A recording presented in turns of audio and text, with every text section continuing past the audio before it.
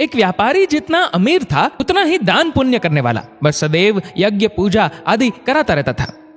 एक यज्ञ में उसने अपना सब कुछ दान कर दिया। अब उसके पास परिवार चलाने लायक भी पैसे नहीं बचे थे। व्यापारी की पत्नी ने सुझाव दिया कि पड़ोस के नगर में एक बड़े सेठ रहते हैं, वह दूसरों के पुण्य खरीदते हैं। आप उनके पास जाइए और अपने कुछ पुण्य बेचकर थोड़े पैसे ले आइए, जिससे फिर से काम धंधा शुरू हो सके। पुण्य बेचने की व्यापारी की बिल्कुल इच्छा नहीं थी, लेकिन पत्नी के दबाव और बच्चों की चिंता में वह पुण्य बेचने को तैयार हो गया। पत्नी ने रास्ते में खाने के लिए 4 रोटियां बनाकर दे दी। व्यापारी चलता चलता उस नगर के पास पहुंचा जहां पुण्य के खरीदार सेठ रहते थे। उसे भूख लगी थी।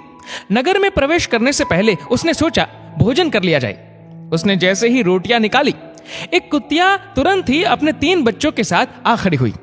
कुतिया ने बच्चों को जंगल में जन्म दिया था।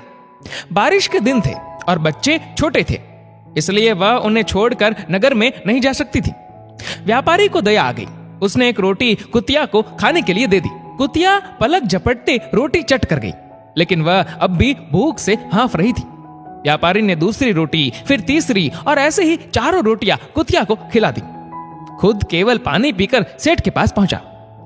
व्यापारी ने सेठ से कहा कि वह अपना पुण्य बेचने आया है। सेठ व्यस्त था। उसने कहा कि शाम को आओ। दोपहर में सेठ भोजन के लिए घर गया और उसने अपनी पत्नी को बताया कि एक व्यापारी अपने पुण्य बेचने आया है, उसका कौन सा पुण्य खरीदूं। सेठ की पत्नी बहुत पतिव्रता और सिद्ध थी। उसने ध्यान लगाकर देख लिया कि आज व्यापारी ने कुतिया को रोटी खिलाई है।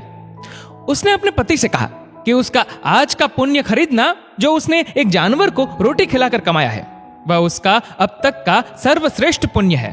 व्यापारी शाम को फिर अपना पुण्य बेचने आया।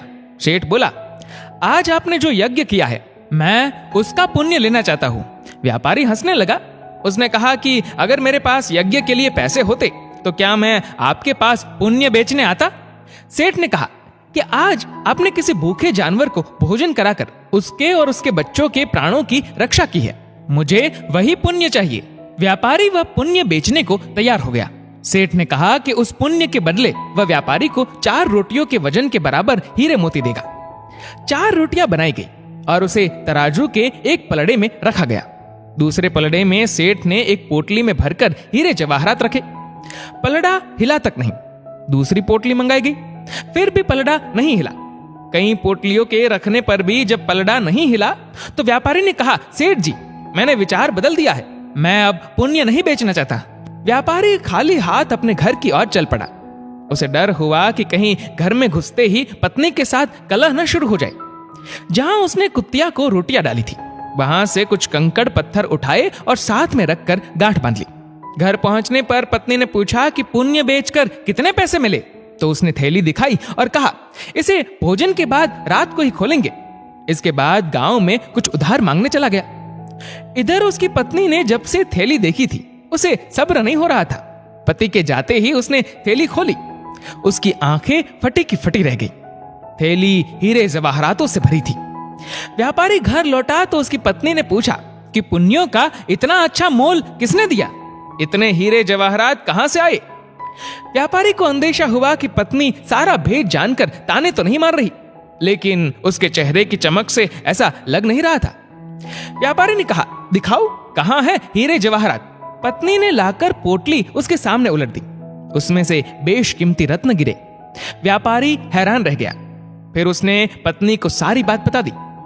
पत्नी को पछतावा हुआ कि उसने अपने पति को विपत्ति में पुण्य बेचने को विवश किया। दोनों ने तय किया कि वह इसमें से कुछ अंश निकालकर व्यापार शुरू करेंगे।